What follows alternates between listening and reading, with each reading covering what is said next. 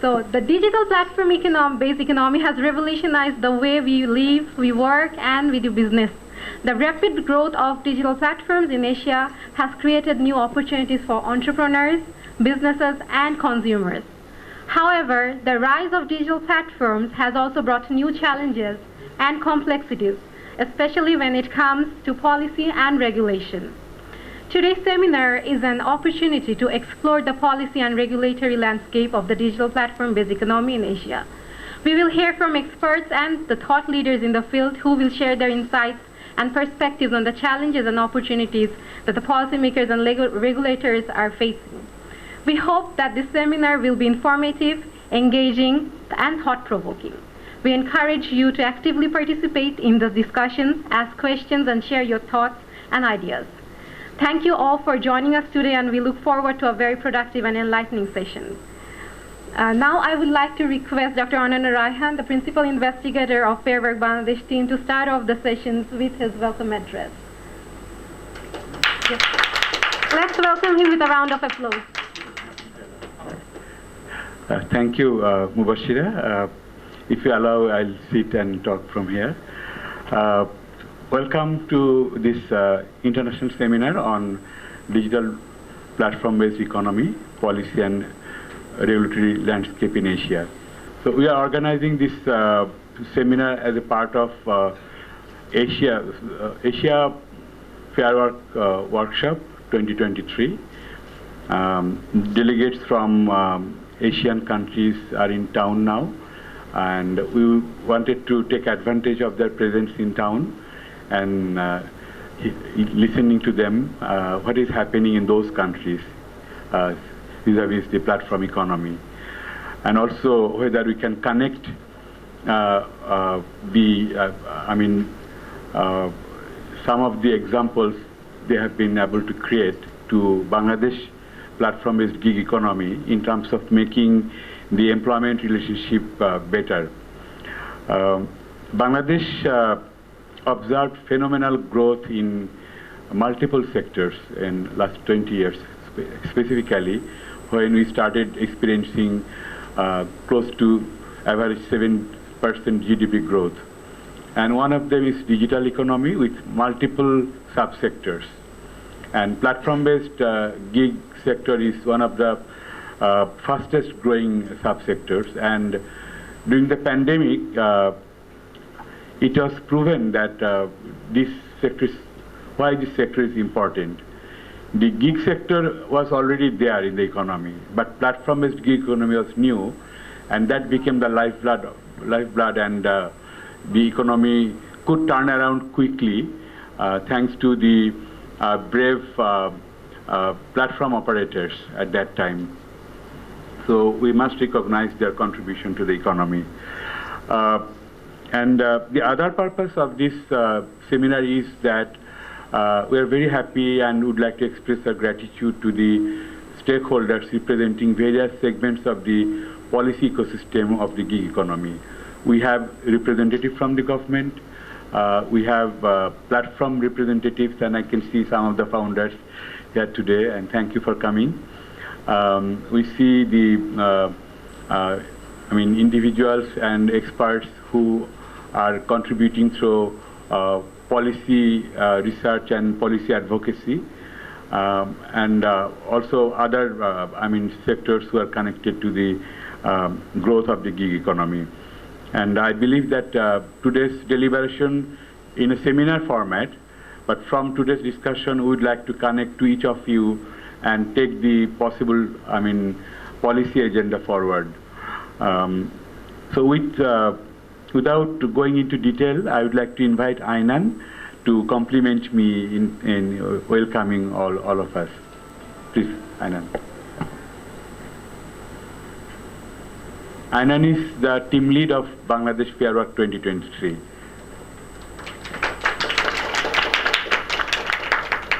Thank you, everyone.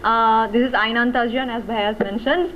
And yeah, so I'm very much grateful for your presence here today, not me, all of us. And we are also thankful to the Fairwork team to Oxford Internet Institute, University of Oxford, and WZB, Berlin Social Science Center. So I think I won't take more time of yours, and we can get started with the program. Thank you so much. Over to you, Musho. Thank you.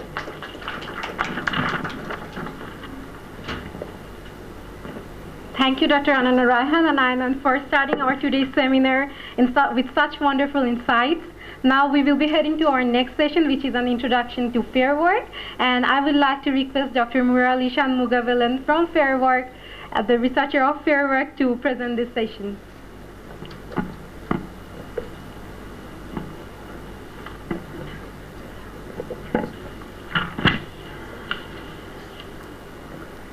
Right, great. Good evening. Thank you, friends. Thanks for coming here. Thanks for taking the time to be with us. My job is here in the next 6 to 8 minutes to swiftly run through what Fairwork is all about and what we do. And hopefully, at the end of the 8th minute, we hope to inspire you to join us for a very long journey that goes beyond this particular event.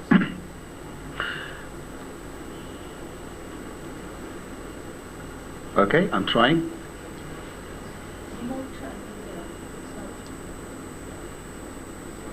It has to be pointed. Shall I plan you? Okay.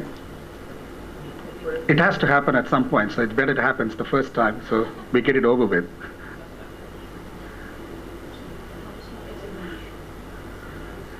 Uh-oh. Yeah, It's out of sync. You better go to the first one. Do I have to come over there? present from here. No. Okay. No, you have to go to the first one, please. Yeah. Yes, thank you. Oh, is this the one? Okay, line of sight. Right.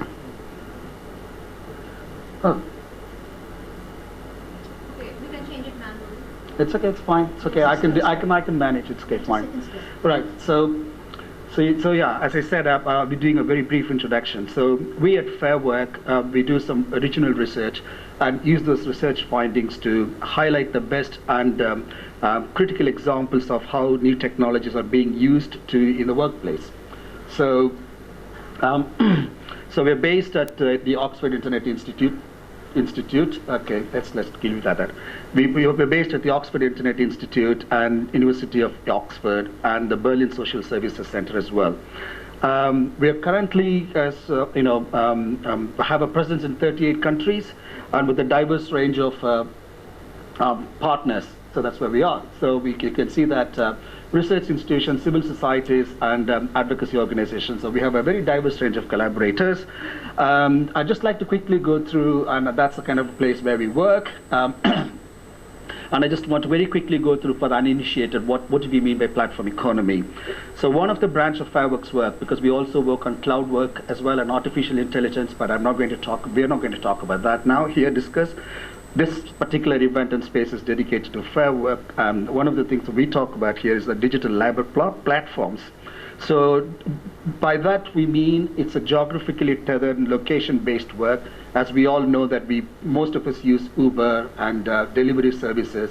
So it depends on, it's digitally mediated. And it ranges from ride-hailing to delivering food, from a restaurant to an apartment, and that's a sort of a very simplest explanation of what we mean by platform economy. And the most important thing that we must, as a consumer, or regulator, we must bear in mind is that platform work takes place outside the legacy employment relationships. It's got a very, very different employer-employee relationship, which we'll talk about in a minute. As Ananya said, that platform economy is very, it's bringing in lots of capital, employment opportunities, and it is actually opening up lots of workers' opportunities for workers, livelihood empowerment scenarios. However, at Fairwork, we're also looking at the platform economy in a critical manner. So by critical manner, I mean, and this is based on our research, and we've been working there for 5 years. So what are the risks and harms that we actually have seen so far in the platform economy? So, so one is the low pay. So we often actually find that workers are classified as independent contractors, and as a result, there is no obligation for platforms to pay minimum wage. And then you have a long hours and little flexibility, so workers have to really work long hours to make their ends meet. So, and then therefore, specifically bonuses, incentives, and promotions, and they are not guaranteed entitlements, but they often dictate when and how long workers actually work. And then we also have intermediaries and debts.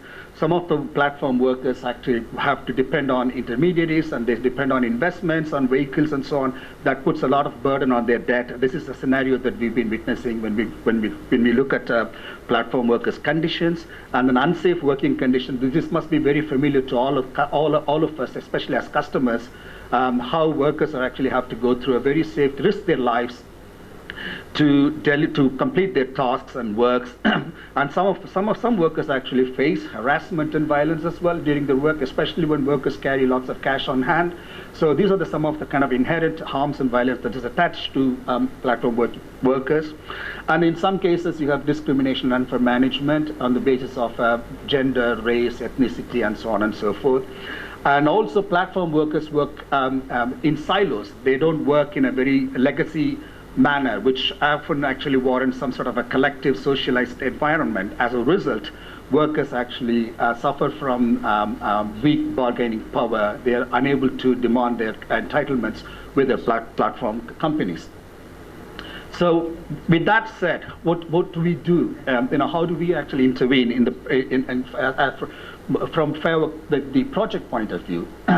And just moving further, before moving further, these are our funders. I just like to gratefully acknowledge. So we have 5 principles. So what we do is that we have Fairwork has 5 principles, and on the basis of which we try to score each platform. So the one is a fair pay, where we score. We want to make sure that workers have a very guaranteed minimum and living wage. And I'm kind of quickly sifting it through because I only have very limited time, but we can actually go further later. And then we have preferred conditions, and this actually talks about the workers should have the safety mechanisms, and the platform should ensure their health and safety. And then they have very much the workers have accessible and have a very fair trade terms and conditions, and they're not imposed, and the conditions are not imposed on unfair contract terms. And they also have the platforms have a documented process through which workers can be heard, and they can participate in decision-making processes, and then the fair representation. These are the kind of 5 principles that we actually follow to rate a platform. And this is how the rating model works. So each principle has first point and second point. First point is a mandatory point. For example, in fair pay, you must have a minimum wage you must have a minimum wage point in order to have a living wage point. So that's how it works. So 1 point, 1 plus 1, each principle, it comes to a maximum of 10 points. So a platform, if actually behaves in a best and fair condition manner, may receive 10 out of 10, and which doesn't normally happen. But that's what we kind of aim to achieve. That's the reason why we want to score this platform, and we want to work with platform managers and platform companies to achieve that highest score. So this is how it will look like when we've actually done the scoring. I'd just like to take a moment to say how we score. We kind of score, the in-country collates the evidence through preliminary scoring, and we do a desktop research to make sure that they have all the documented policies. But once we have done that, we score it, and we actually share that scoring with platforms, and we ask for further evidence from platform to ensure that they have all the policies in place.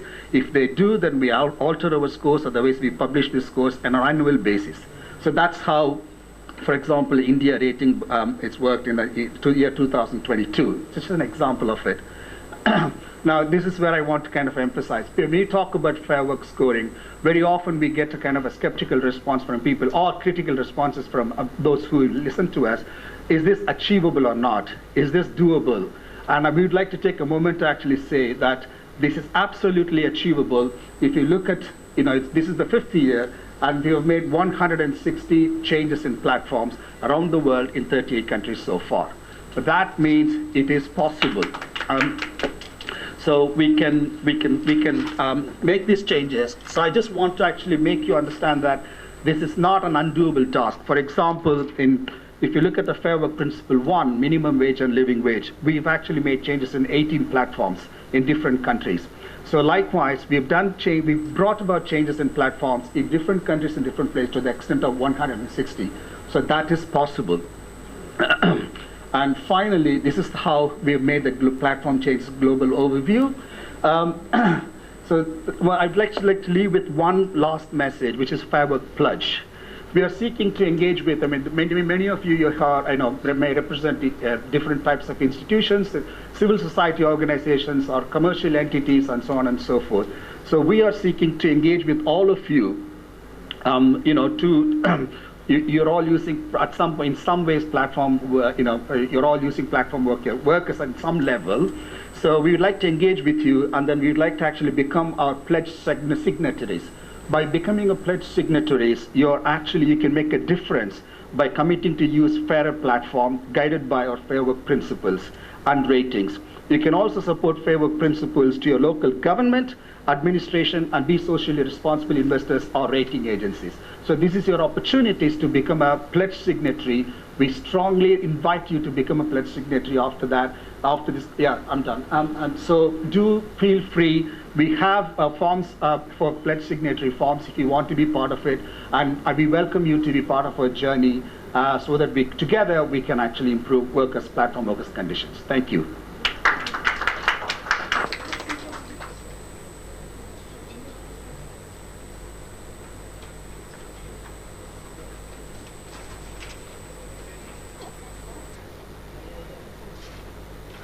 All with Fairwork and the 5 principles of Fairwork, and we are all here for the seminar on digital platform-based economy, the policy and regulatory landscape in Asia. And now we are actually going to start the session on that. And for conducting that session, I'll be requesting Dr. Balaji Parasathi, the lead investigator for the Fairwork India team, and Marj Medina for the researcher from Fairwork Philippines team, and Nur Huda, the principal investigator of Fairwork Indonesia.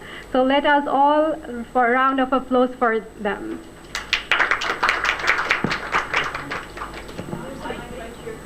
Well, thank you everybody for coming here this afternoon to be a part of this Fairwork workshop. I'm the principal investigator for the India Fairwork team, and a little bit of background about Fairwork India. We're, along with the South African team, we've been doing this research the longest. We are in our 5th year into this kind of research, and we've had some experiences along the way on the, that's what I'd like to share with you. With me here are my colleagues, my co-PI Janaki Srinivasan. Janaki, just put up your hand.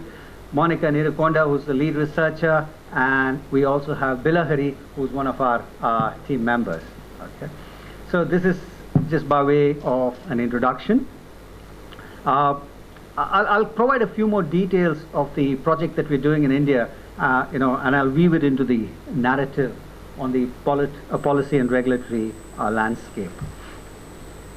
Now, if you look at the policy landscape in India, I think we need to go back to, say, 2020, when the government of India passed 4 major pieces of legislation in an effort to bring together, to collapse something like 56 pieces of legislation, right? As a process of what you might call rationalization. And these 4 pieces of legislation, let me just read out the titles to you, were the Code on Wages, the Industrial Relations Code, the Occupational Health, Safety, Health and Working Conditions Code, and the Code on Social Security. Right. Now, what's sort of unique about these codes is, or at least the Code on Social Security, let me start with that, is that the Code on Social Security actually identified platform workers as a distinct category and made a specific and explicit reference to gig work. And although these people, I mean, gig workers and the platform economy were sort of known from, known prior to that, this was the first time that they were actually acknowledged by the state in a very formal manner, right? And but interestingly enough, for better or for worse, none of the other three codes actually make reference to that. Now, what the Code on Social Security attempts to do is it envisages the setting up of a social security fund for which there will be contributions from labor, contributions from the platforms, and contributions from the state, so that workers will register with this sort of with this board, and eventually the idea is that workers, social security benefits are rolled out to workers once they hit a certain age. So this is the general idea, right? Now, we also have the other three codes, like I mentioned, which, for better or for worse, make no explicit reference to gig workers or to platform workers, right? Platform workers here refers to those who are working on digital platforms, and gig workers are a specific category within that, those who do gigs, right? Now, you have this, and first of all, you have these four legislations that are passed, only one of which actually made explicit reference to platform work and to gig workers. The other thing, of course, in the Indian context that you have to sort of understand is that in India, labor is in what's called the concurrent list of the Constitution, which means that this is a responsibility of not just the central government in Delhi, but also of the state governments across the country. It's ultimately the state governments that roll out and implement national policies in their own specific ways. Right? So it's not enough for the national government or the parliament to actually pass the legislation. Ultimately, the states must take on the responsibility and roll them out. Right? It is because of this, because of the sort of the varied nature of sort of regulation across states, that Fairwork India operates. We do our research not just in one location. We're actually doing fieldwork in 3 states across the country. We work in Delhi, which is the national capital region, a state by itself. We work in Bangalore, which is a part of Karnataka, and we also work in Kochi and Trivandrum, which is a part of Kerala, in part to actually capture the variation in terms of how is it that different states take very specific approaches to regulation and how that influences outcomes for gig workers. Right?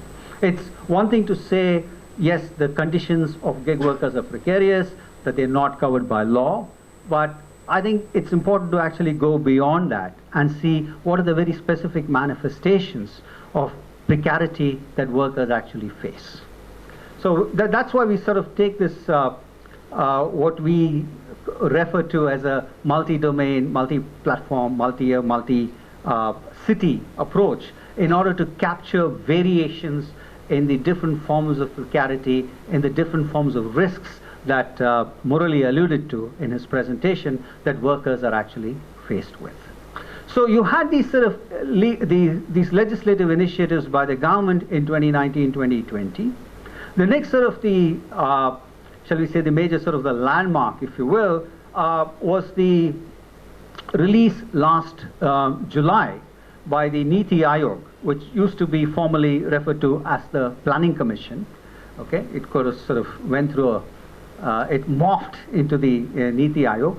They released a landmark report on platform work and the gig economy, right?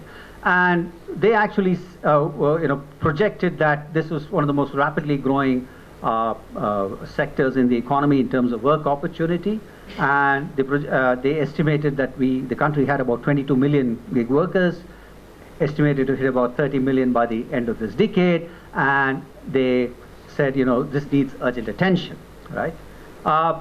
So they came up with a slew of policies, such as the importance of financial inclusion, so that workers who operate in what are called asset-light segments of this economy have access to certain, are able to sort of give themselves the necessary assets to start working, and so on and so forth, right?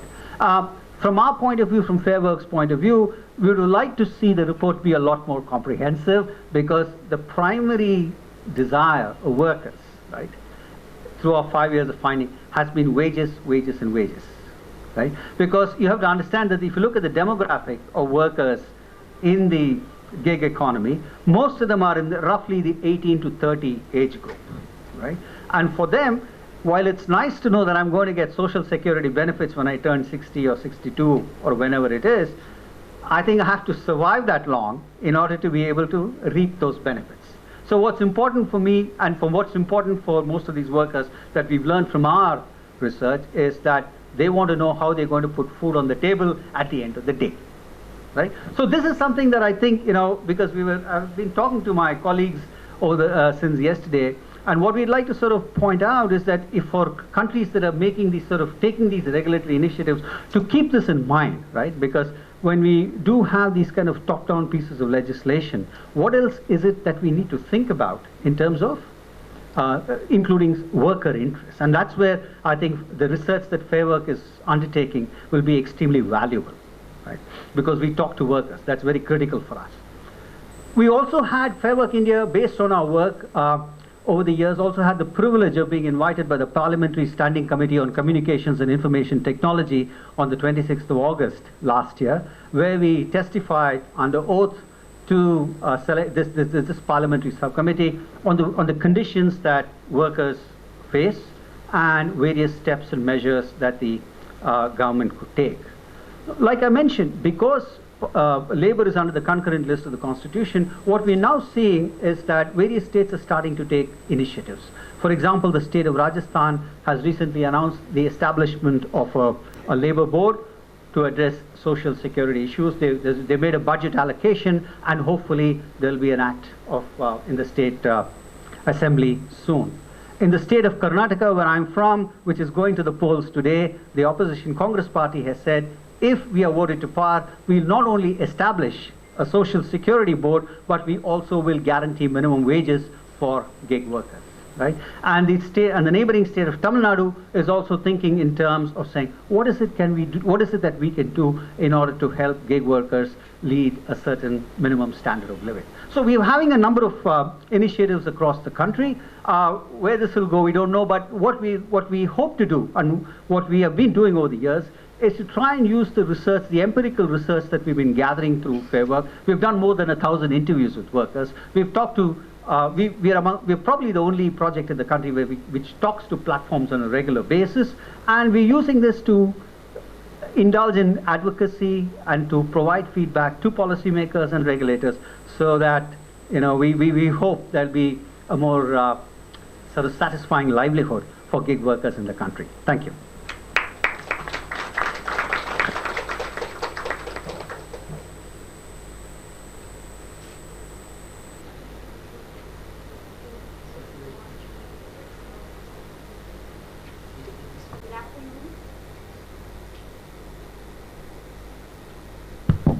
Okay, good afternoon. On behalf of Dr. Cheryl Soriano, the Principal Investigator of Fairwork Philippines over there, we are grateful to be part of this seminar and to share the country's progress and challenges in the areas of regulation within the platform economy. So let me begin with the launch of the first set of Fairwork ratings for the Philippines in August 2022.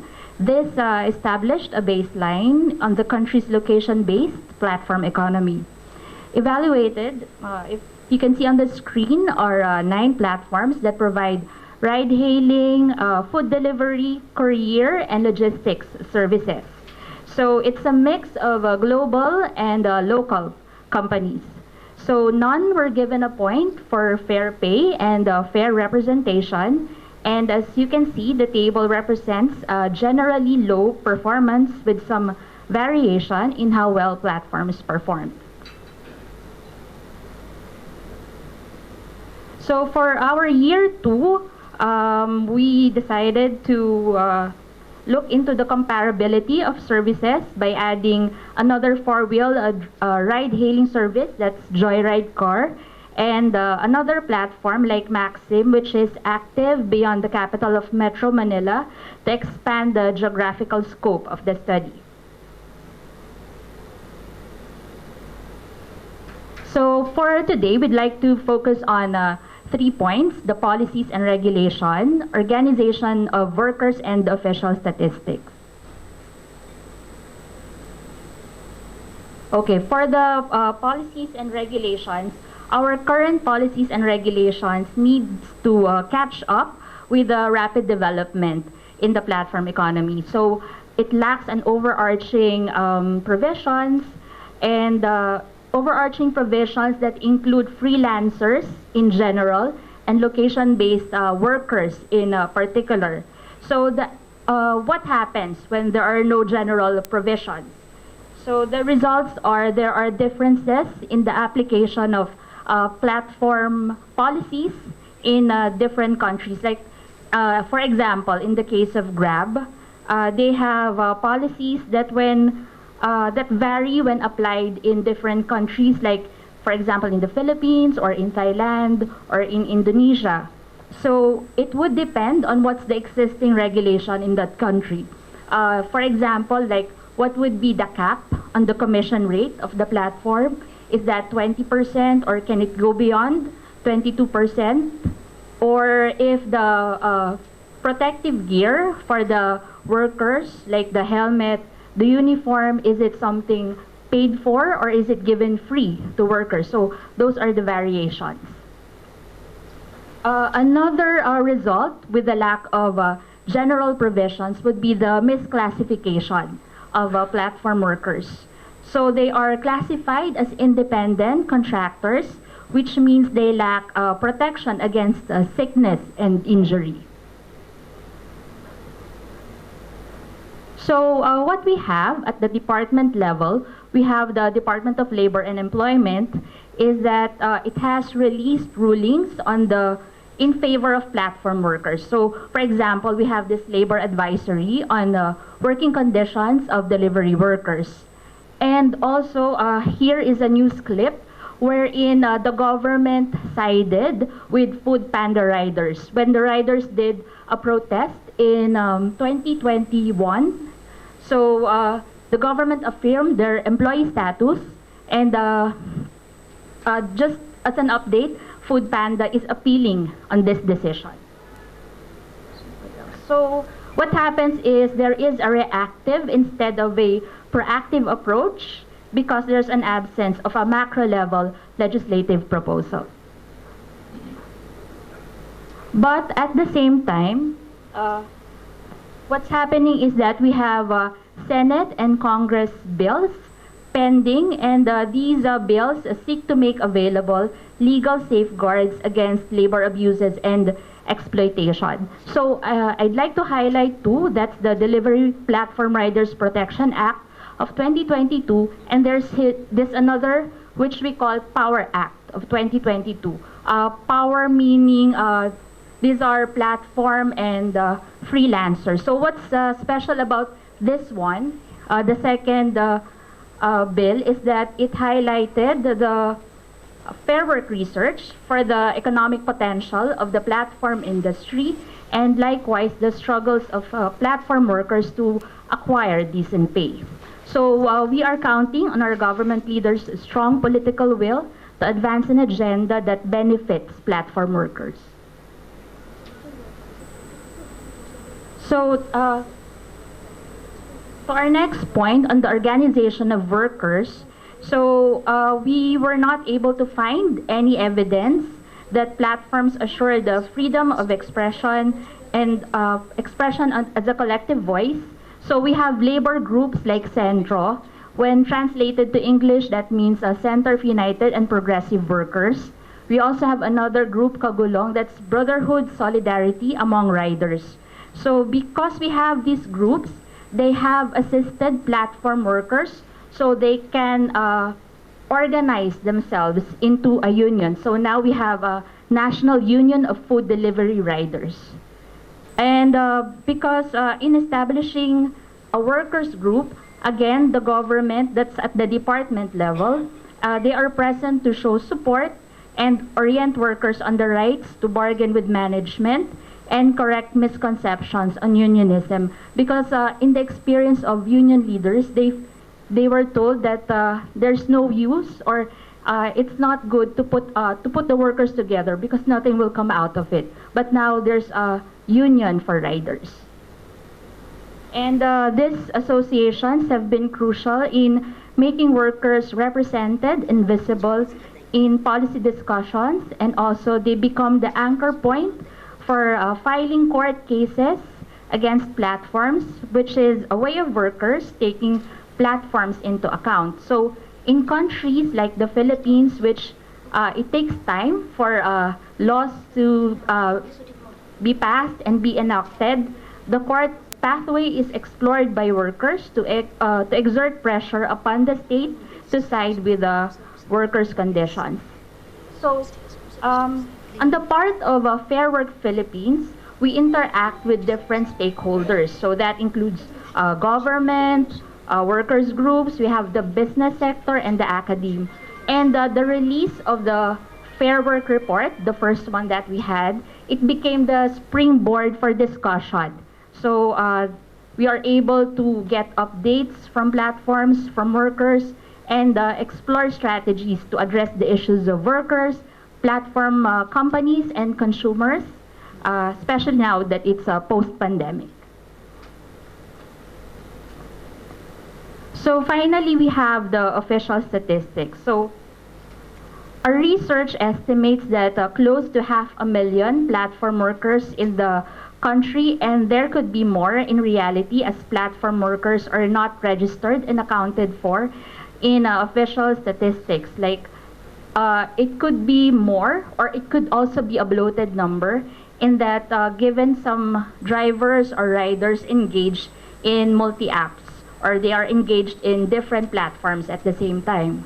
So either way, the absence of an official count makes it difficult to ascertain the impact of precarity on platform workers, and including the impact on their families.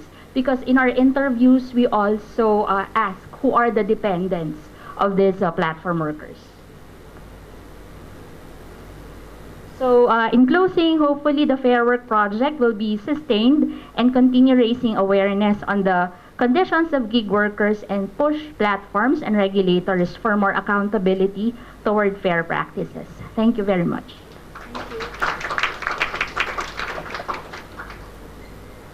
Good afternoon, everyone. My name is Nur Huda from Indonesia Fairwork team, and I would like to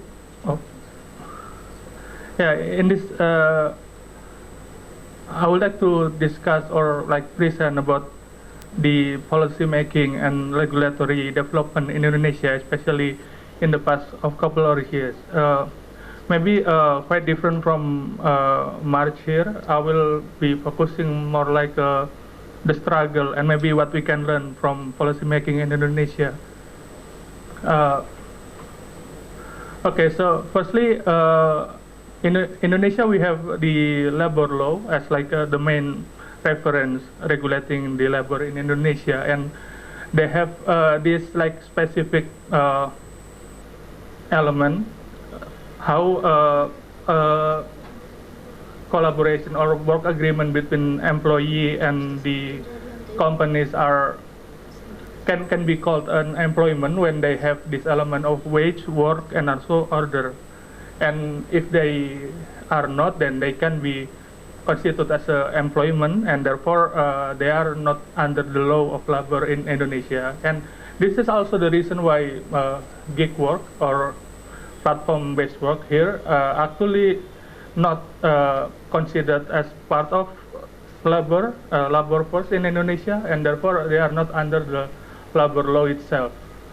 Aside from the labor law, there is also the job creation law that has been established in 2020 to mainly to improve investment and also easier to do business for the businesses. Therefore, they make some changes that still related to the employment, for example, in the layoff process, and also the wage and severance pay calculation, and then also they changed the regulation about the temporary worker. So, for example, they used to be a limit, you can be a temporary worker for more than 3 years, but now there's no more limitation, so company can hire people as a temporary worker for longer period of time. And also the outsourcing criteria, they changed it from previously it can only be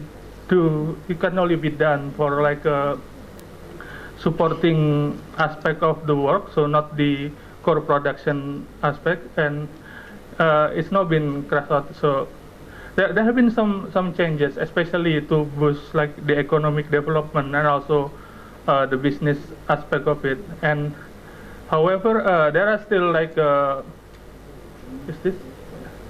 Yeah, sorry.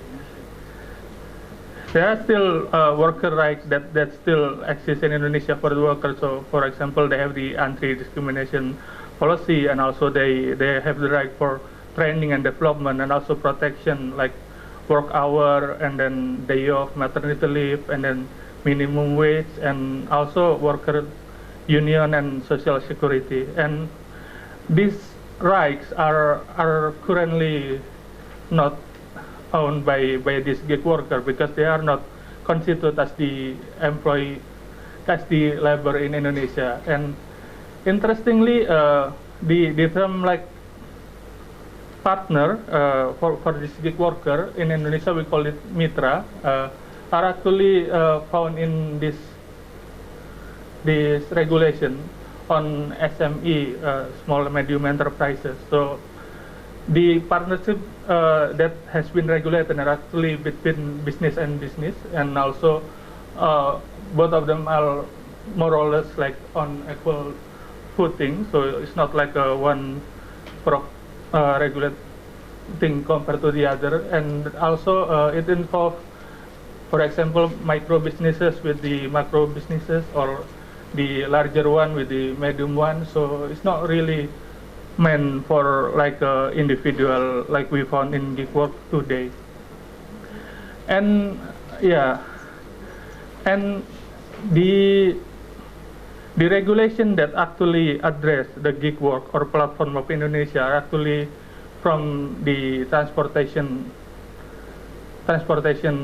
side. So in the transportation regulation, we have one from 2018, which provide like a legal basis for ride-sharing services in Indonesia. So before 2018, all of the ride-hailing services are considered illegal in Indonesia, and the regulation are actually also line up some worker rights in there, like they have the right to voice their concern, and then if there are any suspension or deactivation, then they have the right for a notification and a clarification about the reason of their suspension, and also they have the right to like re-registration after they get suspended by the platform. And in 2019, they also released or established another regulation that focus more on the motorcycle part. So the motorcycle are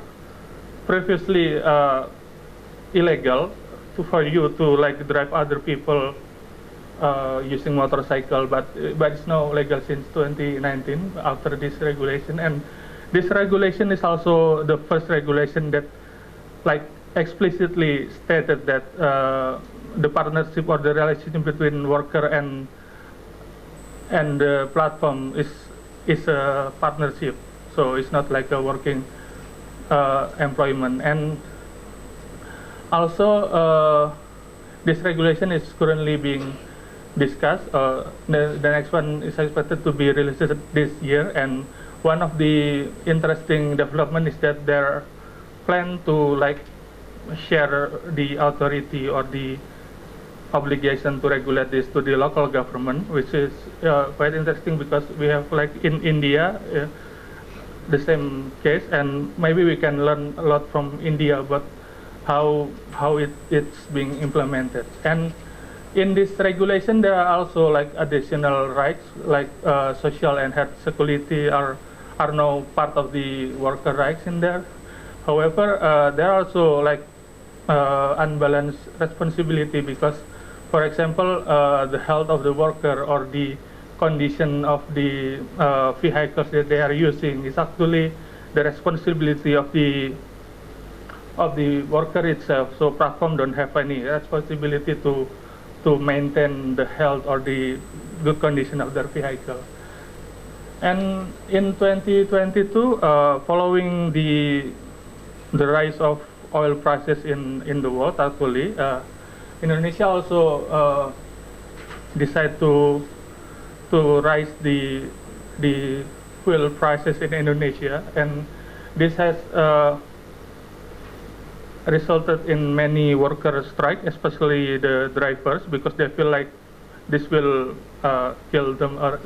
And in relation to that, the government then released or updated the tariff regulation in 2022, which they set like a limit of increase, so they can increase the price for their services from 8 to 12%, and the platform cut is actually also regulated like at maximum 15%, but in reality the price increase are actually much higher, about 25%, but the driver earning is actually increasing by like 8%, so there's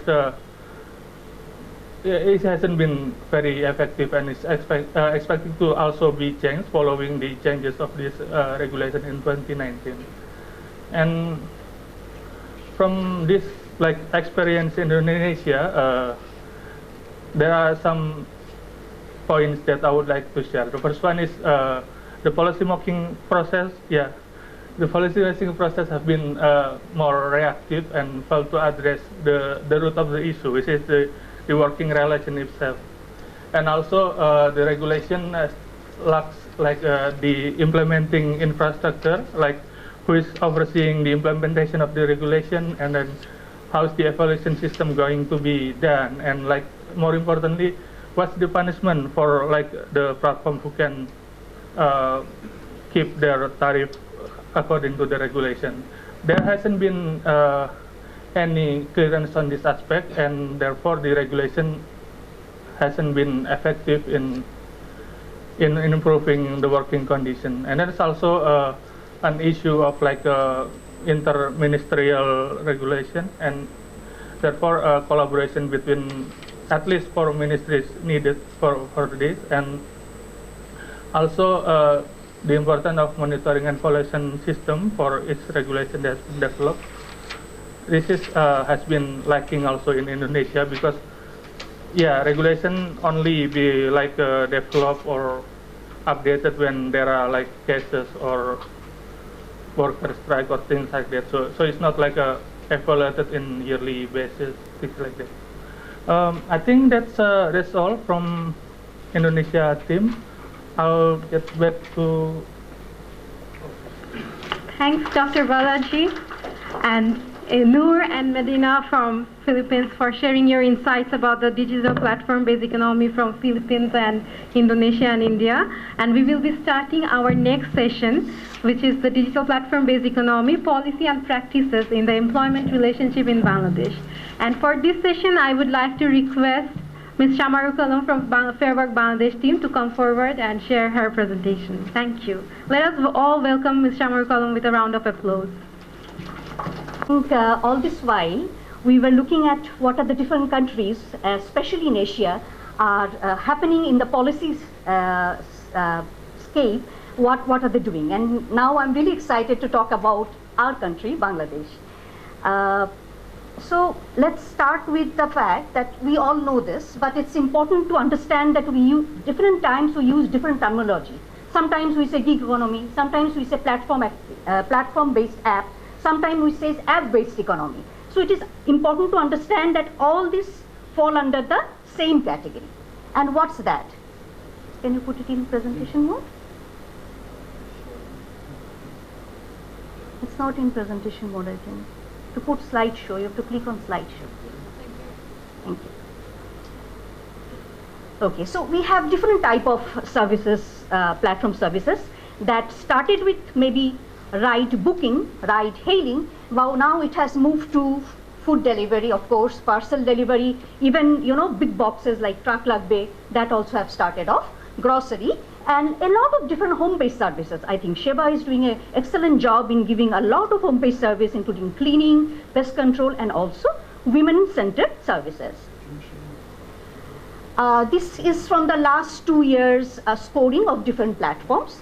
I think all platforms are new to the economy, and Fairwork is helping in understanding how we can become also example of platform economy doing well in Asia and the rest of the world. Okay, just when I want to stay in this slide. Okay, so now let's understand a bit of what we mean when we say platform, because this word keeps getting repeated. So platform is something that we think that this is what it is made of. It is digital application based. So platform is not something when we call somebody and put an order. Like on Facebook, there are a lot of shops. Sometimes we talk on Messenger, or sometimes we talk on WhatsApp, and this is also always application will be there. We are more familiar with, say, Foodpanda, Uber, but there are a lot of other new platforms that are coming in. So it's digital application based. It is sort of a matchmaker. So I need something as a customer, and there is somebody to give it to me. So the worker gives it to me. Finally, my contact is with the worker, but the platform is like a matchmaker between demand and supply. They also do a lot of mediation. The fact that they connect customer and workers, they facilitate things because they are giving you the app. So using the app, they are deciding which driver to assign, etc. And in the process of doing so, they are one of the primary, or I will say most important actor in the platform economy, because they are mediating who is meeting whom, worker is going where, picking up what, and how much does it cost to the customer, and how much will we pay to the worker. They also determine a lot of things based on, I can take only what service is available. I can only take a service at this price, right? And similarly, worker also. How much he will get, how far he will go, how many gigs he will get in a day or in an hour. But it's a whole ecosystem. It's not just platform customers and workers. We have the investors who is putting in money on the platform companies. There is a regulator, a regulatory body, a government body, who decide that now that the economy is growing, that means this is a market. This is a way of job creation. How do we make sure that this market sustains? What will be the taxation system? How do we make sure that a proper governance system is in place to meet interest of all parties involved? Similarly, I think we all understand that platforms is not about, it's a business for them. So they want to expand, sometimes national and international. In Bangladesh, we have a lot of international global companies which has come in.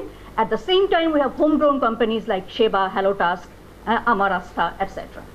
And they also want to create a demand that customers move from traditional way of getting services to platforms. And they also have to balance that when this increased demand happens, they have enough number of workers to do their service. No workers, no service delivery. Similarly, workers who are also increasing in number, and in a way, ওরা platform economic চালক। Platform তারা business আর worker হচ্ছে চালিকা শক্তি। ওরা নাই তো কোনো কিছু নাই। So the workers, they want a good work condition. They want that I will earn more than what I was doing earlier because it's new technology, it's flexible. So they want good pay, good working condition, and some social protection. And of course, we all know what customers want. I want a pizza at 12 in the night. I want my pizza in 10 minutes. Okay, 2 minutes later, then they get upset. So all these things, all these players are there. Today, we are doing, okay, so today, we understand that it is a growing economy, but at the same time, it is a new area of business. So today, standing here, Bangladesh may not have a policy in place, but Bangladesh has to start thinking. And when we are starting to think something, এটা একটা লাভ আছে। যখন কোনো কিছু already থাকে তখন সেটাকে change করা লাগে। যখন কিছু নাই তখন আমরা নতুন করে ভাবতে পারি how will it be good for everybody. So in that case, when we start thinking, what we will do, that we want this ecosystem to sustain. We want it to run. economy is something, economy is not one business that it will close down. Yes, competition will close down the players, but economy is something we should sustain on the long run, right? So, and digital is here to stay because Bangladesh government is strongly supporting digital Bangladesh and smart Bangladesh. So similarly, we want properly to classify workers. What are they? Are they gig workers? Are they platform workers? Are they partners? Are they contractors? Or are they self-dependent, self-employed? আমি আমার মালিক, আমি ঠিক করব যে আমি কত টাকা পাবো, কখন কাজ করব, কিভাবে কাজ করব, etc. And while doing all this, we have to think of all types of platform. It's not just ride sharing. Yes, ride sharing is very big. It started with ride sharing, but we need to keep in mind that there are all types of platform which has to be covered by this regulatory framework. And we have to, of course, keep in mind that it should give protection to the business, to the worker, and in general, the whole economy. Thus, we need a strong regulatory body. We need the policy framework, and to implement that policy framework, we need appropriate regulatory body. Okay, so now before that, before we move to the different policy thing, let's look at how it is today. Because today also a structure exists. So there are some rules, there is a business model, and there are some worker related issues and rights. So when we look at that, we see that there are contracts, but they are unilateral in nature. The contracts are always drawn by the platform, and as customer, I choose that. I don't have an option of saying that, no, give me this or that. Oh no, I will not take responsibility of this. As a customer, I take their contract as it is.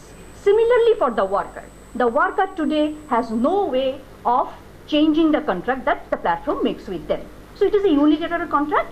Also, in a lot of ways, the contract is determined by automatic algorithms. So when will I get a work? Who will it be assigned to? How much money will I get? Because the same ride may cause very different in the night or busy hours. Festival time, ঈদের দিনে বা তখন হয়তো বা এটা রাইটের দাম কম হবে বিকজ শহর খালি হয়ে গেছে, রাইট? তো আবার ঈদের সময় ডেলিভারি নাই, অনেক হোটেল বন্ধ, তো যারা ডেলিভারি করতেছে তাদের ইয়ে হয়তো বেশি হবে। So and the business model, we all understand that how does the business run? Of course the investor invests, but there is a commission that they charge from the worker. There are sometimes some campaigns to attract customers, and when the customers come in, there may be surge pricing later, etc. Just like any business model. And of course, there are things like worker rights. How much of it is getting addressed? I think the scoring system gives you an idea. At the same time, there's a lot to speak about. I think there are representatives from the worker groups today, as well as platform groups, as well as potential, regulatory body, and a lot of experts, a lot of advocates who are thinking about it. Okay, this is where the time goes. Can you change it manually? Just click on the arrow. Can you come, Annie? Okay. Now let me talk a bit about workers in the current structure. As I said, the workers are not identified as workers or employees.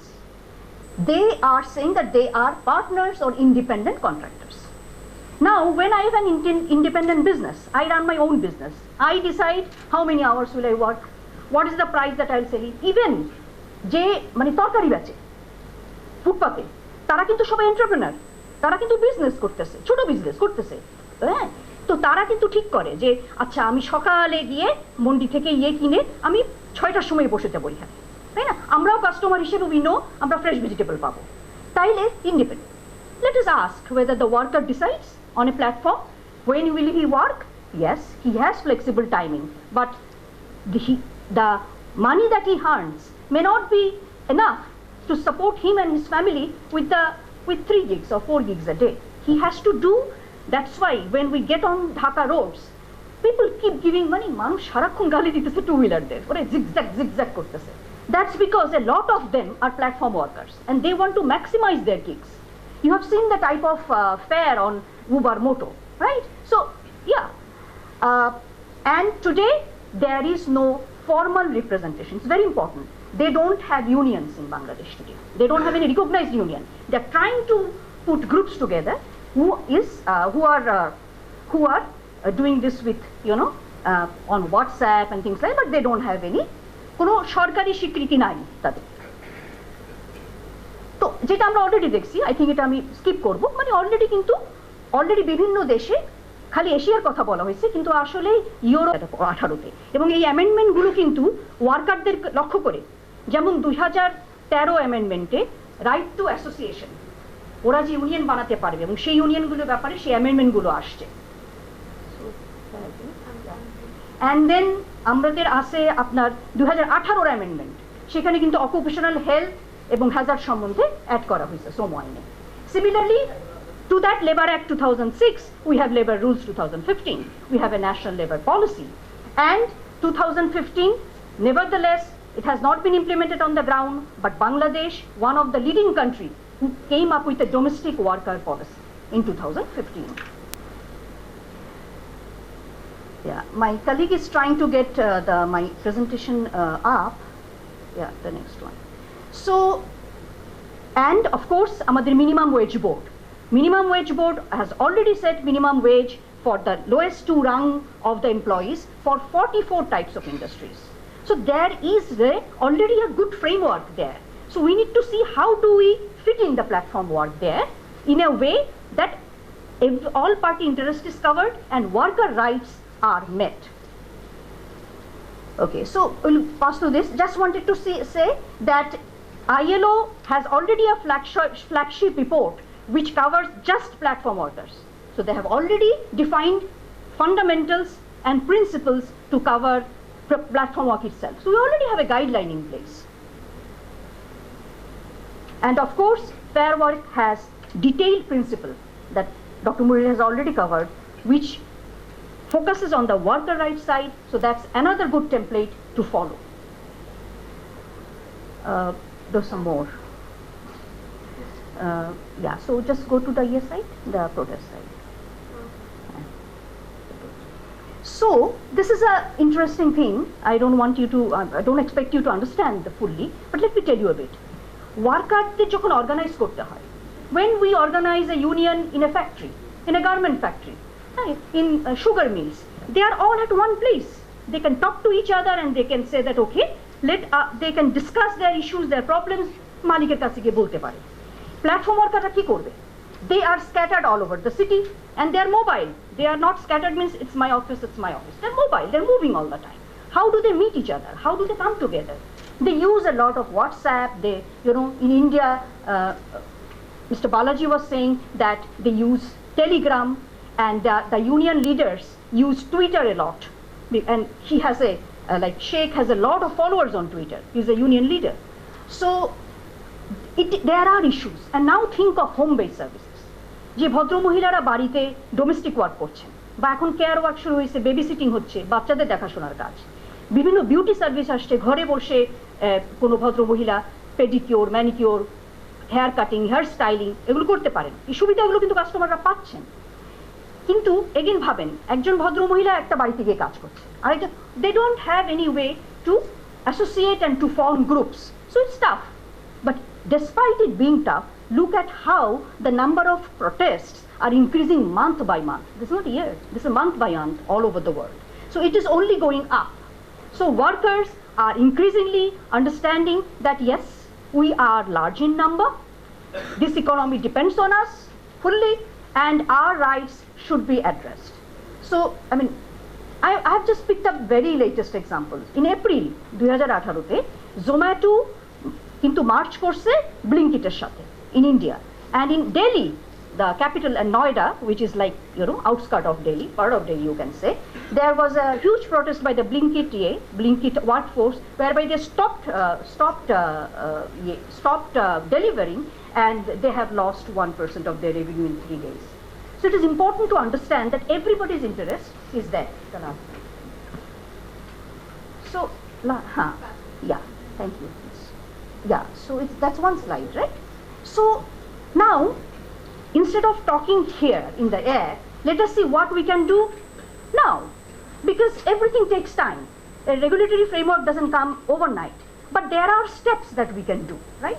The first thing I think our government, our regulatory bodies, different ministry, labor ministry, transportation ministry, what they can do is that adding platform workers as workers. This is an important change.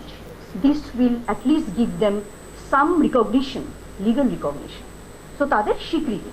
The second thing that we can do is that let us give worker groups right to register as union. They can register as union.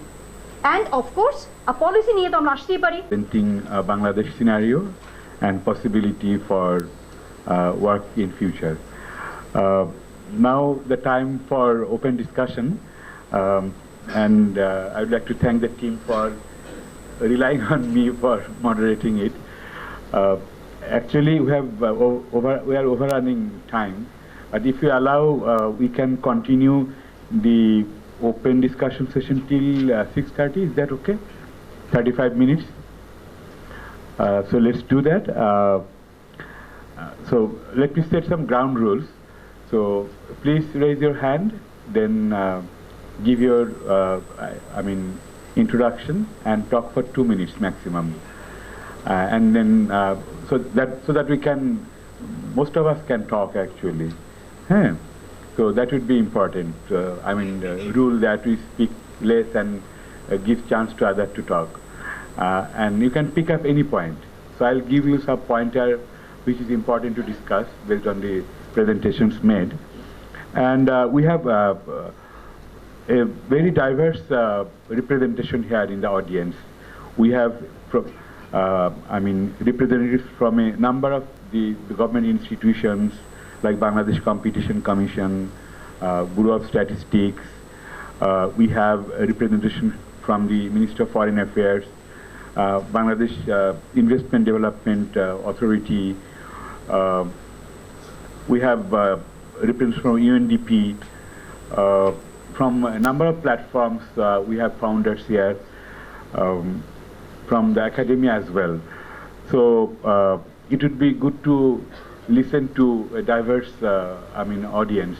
So I would like to start with probably one person who has been working for long. It's an open discussion, but I'd like to request one person to start with, as a take on the discussion. Mr. Razikuzaman Ratan, President Central Committee of Socialist Labour Front. He is also a part of the NCCWE, which is the coordination committee set by the government for creating a conducive environment for the migrant workers. So Ratan bhai, apni 2 minute jodi apnar thoughts take bolen, listening to all of us. So we can speak in Bangla or English. It's absolutely all right. So It's an important issue and international seminar, but I want to speak in Bangla because I want to speak precisely what I want to say. এটা বলতে গেলে বলা যাবে যে 1 million people একটা সেক্টরে আছে, but still they are not recognized by our law. তারা স্বপ্নতাড়িত, তারা বলবো যে দুঃস্বপ্ন দ্বারা পরিচালিত একদল মানুষ আমরা বলবো যারা এই প্ল্যাটফর্ম ইকোনমিতে আছে। স্বপ্ন তাদেরকে টানছে যে তারা তাদের তারুণ্য দিয়ে বড় কিছু করবে, কিন্তু দুঃস্বপ্নটা কি? প্রতি মুহূর্তে ভয়, কাজ হারানোর ভয়, আনএমপ্লয়মেন্টের ভয়, আনসেফ আনসার্টিনিটি, এগুলোর ভয়। আজকে একটু আগে একটা মিটিং করে এলাম, আমরা এখন কথা বলছি যে এমপ্লয়মেন্ট ইনজুরি ইন্স্যুরেন্সটা কীরকম হবে। কর্মক্ষেত্রে কেউ যদি মৃত্যুবরণ করে, কেউ যদি আহত হয়, কে তার দায়িত্ব নেবে এবং কতটুকু দায়িত্ব নেবে? আমরা ডিবেট করছি ফর্মাল সেক্টরের জন্য, কিন্তু এই যে মানুষগুলো কর্মক্ষেত্রে যদি তারা দুর্ঘটনায় পড়ে, কে তার দায়িত্ব নেবে? তাদের সামনে দুটো জিনিস আছে, একটা হচ্ছে অদৃষ্ট আর একটা হচ্ছে অযোগ্যতা। অদৃষ্ট শালার কপালটাই খারাপ, অ্যাক্সিডেন্ট করে পড়ে থাকলাম। আর অযোগ্যতা মানে ঠিক মতো চলতে পারো নাই, তোমার দক্ষতার অভাব। ফলে অদৃষ্ট এবং অযোগ্যতা দ্বারা তাদের কিন্তু বর্তমানটা মানে একটা আতঙ্কের মধ্যে আছে, ভবিষ্যৎটা অন্ধকারে চলে গেছে। এক্ষেত্রে আমরা দুই একটা জিনিস বলতে চাই। আমি 2013 সালে লেবার ল অ্যামেন্ডমেন্ট কমিটির মেম্বার ছিলাম। 2018 সালেও যে লেবার ল অ্যামেন্ডমেন্ট কমিটি হয়েছে তার আমি একজন মেম্বার। এখন পর্যন্ত ডিবেট করে আমরা শ্রমিক হিসেবে তাদেরকে স্বীকৃতি দেওয়াতে পারিনি। আমাদের লেবার লতে 6 ধরনের ওয়ার্কার রিকগনিশন আছে: permanent, temporary, substitute, probationer, apprentice and seasonal. What is gig worker? What is platform economy? শ্রমিকের সংজ্ঞাটা পরিবর্তন করতে হবে। শ্রমিকের সংজ্ঞাটা পরিবর্তন করতে গিয়ে তারা বলে তারা তো উদ্যোক্তা, তারা তো শ্রমিক না। এক মুশকিল যে বলছে যে আমরা প্রত্যেকের ছোট ছোট মানে স্মল এন্টারপ্রেনার। তো যদি তো স্মল এন্টারপ্রেনার হই তাহলে তো আমি আর শ্রমিক থাকি না। আবার আরেক দিকে আমি তো একজন কন্ট্রাক্ট ওয়ার্কার। আমি যদি উবারে থাকি অথবা পাঠাওয়ে থাকি অথবা আমি যদি এই যে হাঙ্গরি নাকিতে থাকি কিংবা যদি আমি ট্রাক লাগবে যেখানে বলে, আমি তো কন্ট্রাক্টে কাজ করছি। তাহলে কার সঙ্গে কন্ট্যাক্ট করছি, কি কন্ট্যাক্ট করছি? সেই জায়গায় যা হচ্ছে যে what role they play in the economy, এইটা আমরা বলছি। 1 লক্ষ মানুষ কাজ করছে, কিন্তু what the goal they achieved এটা এখনো ডিটারমাইন্ড হয়নি। তাদের জীবনের লক্ষ্য কি হবে? আর একটা বিষয় খুবই দুঃখজনক যে আমরা বলি, গর্ব করি যে আমাদের একটা ডোমেস্টিক ওয়ার্কার্স পলিসি আছে। পলিসি আছে, কিন্তু এখন পর্যন্ত ল হয় নাই। ল না থাকলে পলিসিতে আমি কি করব? পলিসি তো একটা পেপার। ল হতে হবে, লর পরে একটা রুলস হতে হবে, তখন সেটা কিন্তু অ্যাপ্লিকেবল হবে। এখনো পর্যন্ত 10 বছর হয়ে গেল আমরা কিন্তু এটা কোনো পলিসি লেবার লতে আনতে পারলাম না। আরেকটা জিনিস দেখুন, ঢাকা শহরে সব মিলে 13 লক্ষ লাইট ভেহিকেল ড্রাইভার আছে। তারা প্রাইভেট গাড়ি চালায়, মাইক্রোবাস চালায়। আমাদের তাদের ড্রাইভিং লাইসেন্স পাওয়ার ক্ষেত্রে তাদের লাইসেন্সের ক্যাটাগরিতে বলে তারা লাইট ভেহিকেল ড্রাইভার, কিন্তু আমাদের শ্রম আইনে হালকা যানবাহনের ইউনিয়ন করার কোনো রাইট নেই। ফলে শ্রম আইনটা এখন এটাকে শ্রম আইন সংশোধন করার একটা বড় আন্দোলন করতে হবে বাইরে থেকে। আমরা ভিতর থেকে ফাইট করছি, ট্রেড ইউনিয়নের পক্ষ থেকে, বাইরের রাস্তায় ফাইট করছি, এবং আপনাদেরকে এখানে যুক্ত হতে হবে। কি বিরাট জনগোষ্ঠী, এই জনগোষ্ঠী কি আমাদের শ্রম আইনের আওতার বাইরে থেকে যাবে? আইন কি তাদেরকে প্রোটেক্ট করবে না? এবং তাদের জব কন্ট্রাক্ট বলে কি কিছু থাকবে না?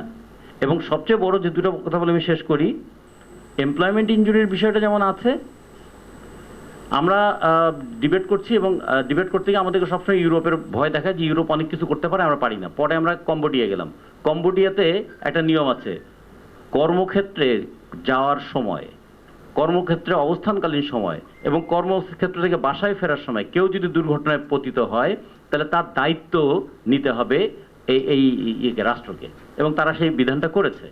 সেটা পরে কখনো সময় থাকলে আমি ব্যাখ্যা করে বলতে পারবো, কিন্তু এটা আছে। আর আমাদের এখানে কি, এই প্ল্যাটফর্ম ইকোনমিতে সবসময় কর্মক্ষেত্রের মধ্যে আছে, এমনকি ঘুমের মধ্যেও কর্মক্ষেত্রে আছে যে কি অর্ডার আসবে, কালকে কোথায় কাজ করব। ঘুমে মানুষ স্বপ্ন দেখে, আমরা ঘুমে আমরা কাজের প্রস্তুতি নেই।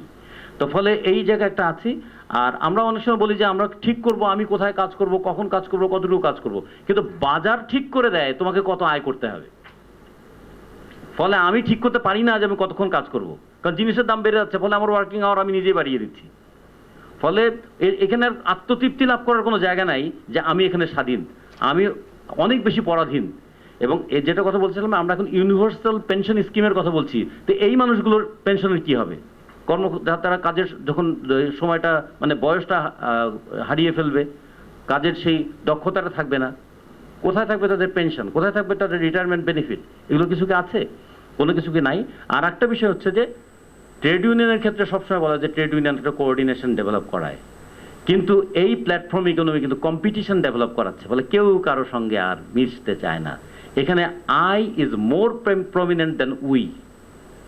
আমরা একসাথে কাজ করবো, তার চেয়ে আমি যদি ফাঁকে একটা টিপ বেশি পেয়ে যাই, এই যে ইন্টারনাল কম্পিটিশনটাকে বাড়িয়ে দিল, দিয়ে কোঅর্ডিনেশনটাকে নষ্ট করে দিল, এইটাকে এখনো ট্রেড ইউনিয়ন অ্যাক্টিভিটিসের মধ্যে নিয়ে আসতে হবে।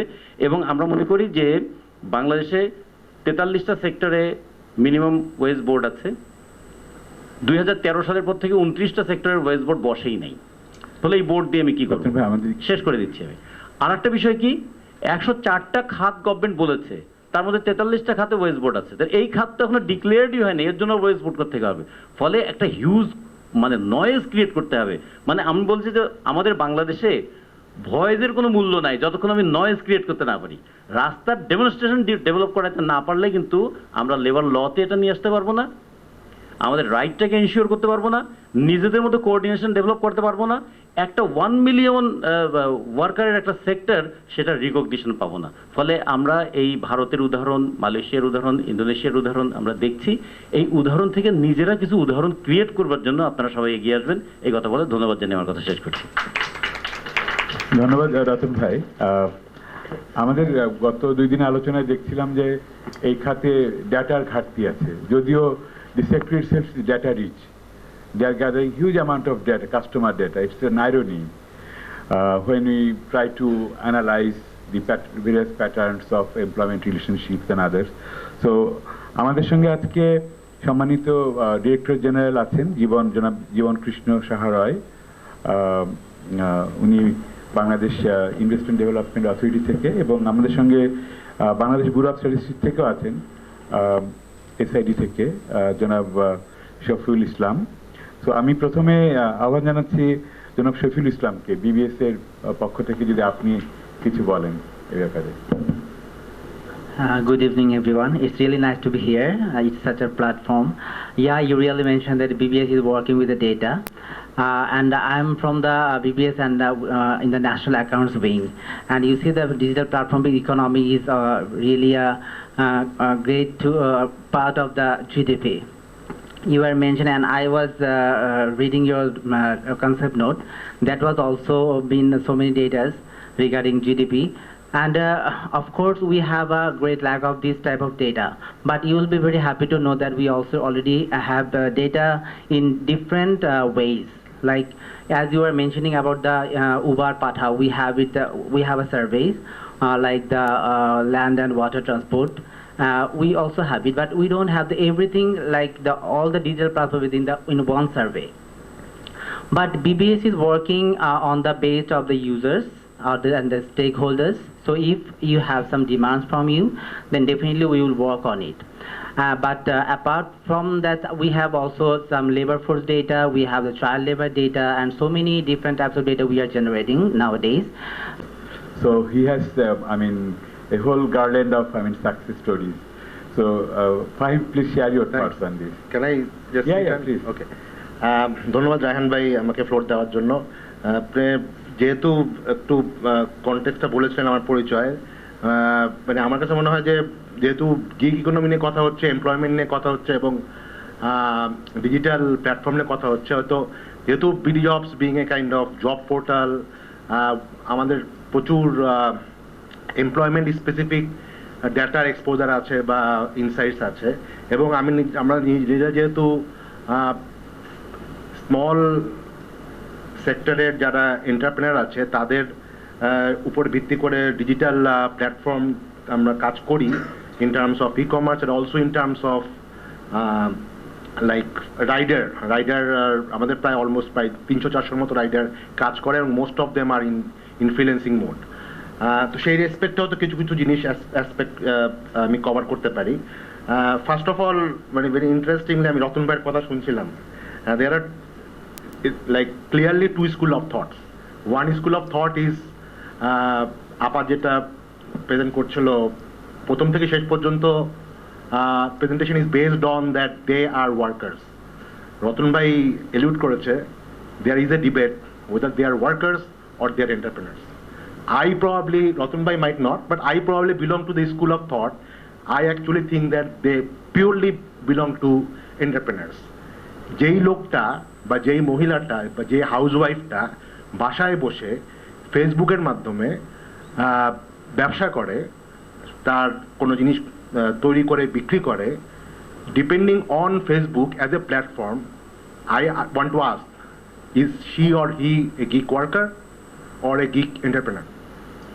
She's an entrepreneur, no doubt. If using a Facebook platform, a person becomes entrepreneur, and another person, if they use Uber or Foodpanda or Pathao to provide a service, why aren't we actually considering that person an entrepreneur? This is the basic fundamental question I just want to throw. Now, Uber is a driver. সে কি entrepreneur না Shamaru? Why? If Facebook is a platform, digital platform, Uber is a platform, technologically these are all nothing but digital platforms. Point is well taken. Okay. If you have anything to say in absolutely. terms of protection of workers and others. না কারণ first of all আমি যে বললাম আমি যে school of থটসে belong করি আমি don't think them as worker, think them as an entrepreneur. Problem is আজকে অনুষ্ঠানটা কিন্তু digital platform based economy, not digital platform based worker.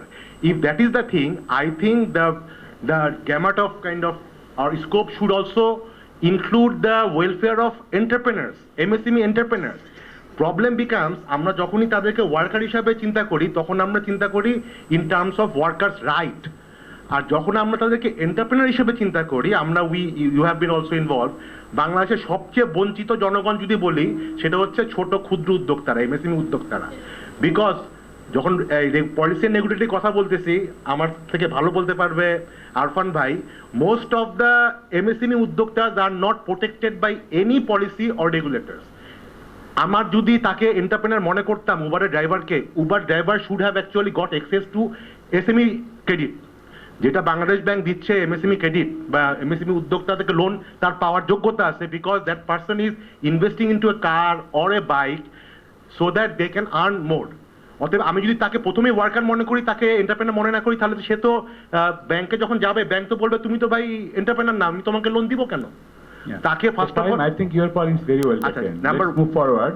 আচ্ছা আরেকটা পয়েন্ট হয়তো মোস্ট প্রবাবলি আমি খুব বেশি মানে একটু বিতর্কিত কথা বলতেছি বোধহয়, হয়তো অনেকে খুব প্যালেটেবল হচ্ছে না। There is nothing called বিতর্কিত। আরেকটা হচ্ছে ইনফ্রাস্ট্রাকচার প্রবলেম। আমরা সবসময় বলছি যে তাকে উবার বা ফুড পান্ডা তাই কি বেনিফিট দিচ্ছে, ওয়াই ডোন্ট উই থিঙ্ক আজ দ্য গভর্নমেন্ট। আপনি দেখবেন রাস্তায় এখন এই লোকজনগুলো যারা হয়তো উবার চালায় বা নিজেরাই যেটাকে বাংলায় বলে খ্যাপ বলে, like outside the platform, this people are actually in a very risky condition. রাস্তায় তাদের পার্কিং এর জায়গা নাই, তারা দেখা যাবে যে নিজেরাও রিস্কে আছে, অন্য কমিউনিটিতে রিস্ক দিচ্ছে। Have we ever asked government to set up special infrastructure for them so that they can park their bike or cars so that they are actually also insured? তো এই পার্সপেক্টিভে আমার কাছে মনে হয় যখনই আমাদের কনটেক্সটটা হয়ে যাবে ওয়ার্কার পার্সপেক্টিভে, দেন মালিক শ্রমিক পক্ষ চলে আসবে। আর যখনই এন্টারপ্রেনার হবে তখন আসলে তারা রাষ্ট্রের সাথে কি নেগোশিয়েট করবে সেই ব্যাপারটা চলে আসবে, সেখানে balance and all other policy regulator চলে আসবে। অতএব এটা আমার কাছে মনে হয় খুব জরুরি এই জিনিসটাকে ঠিক করা, কারণ দুইটার কনটেক্সট ইজ কমপ্লিটলি ডিফারেন্ট এবং দুইটার policy recommendation will be completely different. Thank you. One of the platforms who have been part of these rating exercises, so we have Hellotask founder Likhon. You may also share your experience with rating, scoring, and how you are addressing some of the issues of the people. I mean, I using neutral word, not worker. So I'm Likhon, one of the co-founders of Hellotask. This is a job platform for domestic workers in Bangladesh. And we were one of the participants in this Fairwork. But interestingly, we were one of the top scorers in the Fairwork ratings, but the score we actually had was just 3, right? So ironically, it's below 30%. Even like we failed in terms of exams or something, right? So why is that? So not because we did not have, we have not been practicing any fair work or something. So all the names that popped out like Chaldal, Sheba, Pathao, Hellotask, Traklakbe, we are startups in this ecosystem, and we are most focused on in growth, fundraising. We are still early stage. If you just minus Uber or Foodpanda, who are just global startups, not even startups anymore, they're probably corporates, right? So we're the only startups who have been working here for a long period of time. Like unlike Pathao got a very tremendous growth back in 2017, but like all other platforms since 2017, we are trying to get shit done, right? So we're so much focused in just growth, customer acquisition, market, but we had to actually produce evidence, right? So we did not have. So we have been practicing fair pay, but if you ask for if we have developed a policy, we probably did not. But we have been actually paying more for our customers. For example, if I don't know if Fahim Bhai is here from Pathao, he might correct me or compliment me. So back in 2017 or 18, I knew the unit economy of Pathao was negative because to earn 100 taka from customer, the customer was totally discounted, and also the driver got more than the 25% or something. Hello everyone, I am Amanda Philomena Purification. I am from Center for Policy Dialogue. And a few days ago, we have presented our study from Center for Policy Dialogue, which is related to digital economy. And based on our study and based on today's discussion, I would like to add some issue regarding infrastructure issue and legal framework. Everyone knows that freelancing is a growing sector in our country, and Bangladesh is the second largest supplier of freelancer. And Bangladesh ranks 10th among top 10 countries for freelancing income. But yet, PayPal, which is a widely accepted payment gateway for freelancing income, is not yet introduced.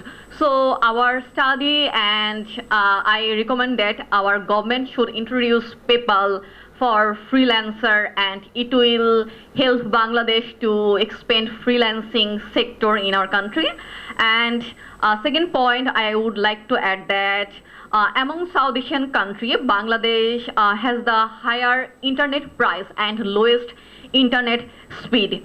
So regarding this, as digital economy is a growing sector, so our government should put necessary investments to improve internet speed. And regarding the growing startup, Amanda, my point is that we are discussing today one element of the whole digital economy ecosystem, and discussion point is employment relationship and particularly workers' conditions. So would you like to add anything to that? Regarding worker condition, I would like to that our government should introduce national startup policy, which will help the growing startup to expand at a growing rate. So when, like Fahim was saying, that someone is entrepreneur, absolutely right. But if someone is classified as worker, digital worker, then what is for them? As an academician, what do you think? I didn't get your point. I mean, if there are two schools of thought, like Fahim was mentioning. One school of thought says that they are workers, digital workers. The other school of thought says it is kind of, entrepreneurship. So what you're... So we at BIGD had the chance to do a small-scale qualitative study on platform workers. We essentially spoke to Uber, Pathao, Foodpanda, and Foodpanda riders and partners, since we don't like calling them workers all the time. And you know, the study was really on a small scale, so it's hard to like derive like a lot of data from it, like to it's otherwise it'd be reductive. But I think the whole debate between being entrepreneurs and workers, like from the number of workers that we spoke to, about like 40-50 of them, a lot of them didn't want to be employees. So they didn't want to be full-time employees. They enjoyed the flexibility and freedom over other jobs that they would otherwise be able to do. However, that's not to say that they didn't want and need certain rights and benefits. And so even if we want to term them as entrepreneurs, why we want to be entrepreneurs, a lot of us, when we say entrepreneurs, it's, you want the freedom to do what you want. But in this case, in the case of platform workers, it's perceived freedom. It's not actual freedom. We're saying we're giving them freedom, but with the way the algorithm works, it's way more complicated than I think we can sometimes wrap our head around. But it's not really freedom. And so these entrepreneurs, as much as, this is how they were enticed into the work, but they're not actually getting those rights. And so I think it's harsh to say that, they're not workers, they're entrepreneurs, and therefore they don't deserve any rights.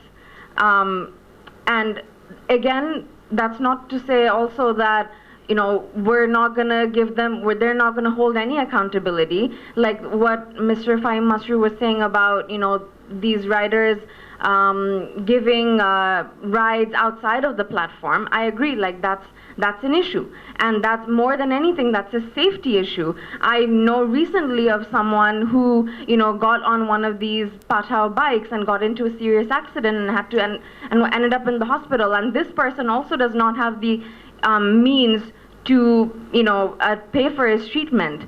But when I asked like how, because he couldn't claim any insurance because he didn't take them on the app. But we need to ask like other questions, that why is it that these platform workers are, getting why are they doing it outside of these apps? Like it's not safe either for the platform worker or for the passenger.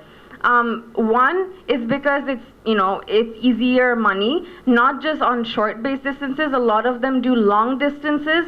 So they, especially with Uber cars, they're not making enough money just from being on the platform because of the way the platform works.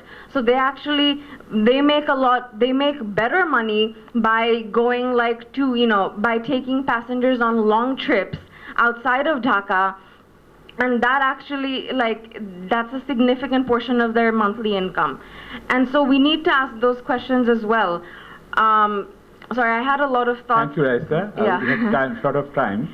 I think we'll listen to two more, our distinguished guests. One from the president of App-Based Workers Federation of Bangladesh, Bilal Ahmed. Bilal bhai, 2 minutes. Can I come your side? আপনি ওখান থেকে বলেন, সবাই যেভাবে বলেছে আমি আসলে এখান থেকে বলতে চাই। My request is that okay, come here, but 2 minutes.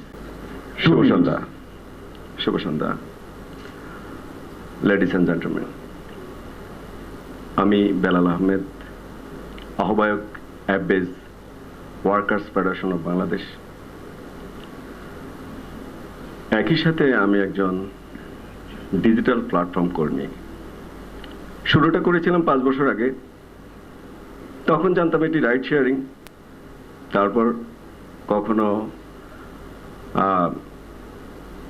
Gig worker, কখনো ইন্ডিপেন্ডেন্ট ওয়ার্কার, কখনো আমি জানছি কি আমি রাইড হেলিং করছি, কখনো জানছি এখন ডিজিটাল প্ল্যাটফর্ম কর্মী হিসেবে বিবেচিত। আমার কাছে এটা ইস্যু নয়। আমার কাছে ইস্যু হলো আমি 40% কস্টিং দিয়ে, নিজের শ্রম দিয়ে, নিজের বাহনটাকে ক্ষয় করে যা ক্যাশ করছি, তা থেকে কোম্পানিকে 25% মোর দ্যান 30% কমিশন গুনছি। বিনিময়ে কি পাচ্ছি? না পাচ্ছি আমার কোনো নিরাপত্তা, না পাচ্ছি আমি যে এই খাত থেকে সরে যাওয়ার পর আমি কি করব। আমার কোনো ফান্ড নেই, আমার কোনো পেনশন নেই, 14 থেকে 16 ঘন্টা কাজ করছি না খেয়ে। ইভেন পাবলিক টয়লেটটা পর্যন্ত ঠিকমতো পাচ্ছি না এই শহরে। আমাকে নিয়ে অনেক গবেষণা হচ্ছে, কি হচ্ছে এর লাভ। বিভিন্নভাবে কোম্পানি বলছে গভর্নমেন্ট দেখবে, গভর্নমেন্ট বলছে কোম্পানি দেখবে। What is this? আজকে 6 বছর পার হলো, এরই মধ্যে আমাদের চালক মারা পর্যন্ত গেল, তার সন্তান, তার পরিবার পথে বসে গেল। আদালত থেকে এর কোনো সুরাহা হচ্ছে না, কোম্পানি এর কোনো দায় দায়িত্ব নিচ্ছে না। আমরা কি চাই?